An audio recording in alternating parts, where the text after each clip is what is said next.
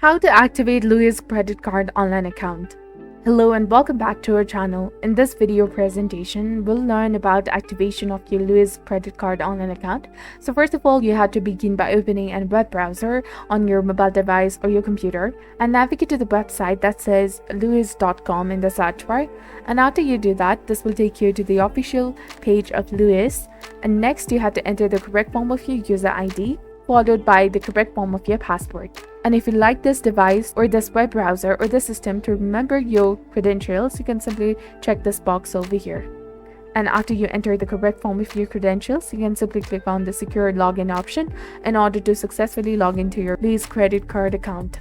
And in the event if you have forgotten your user ID or your password, you can simply click on this option over here in order to reset or retry your password and user ID.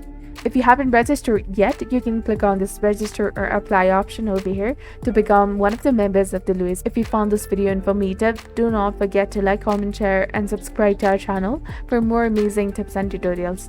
Thank you for your viewership and support. See you in the next one.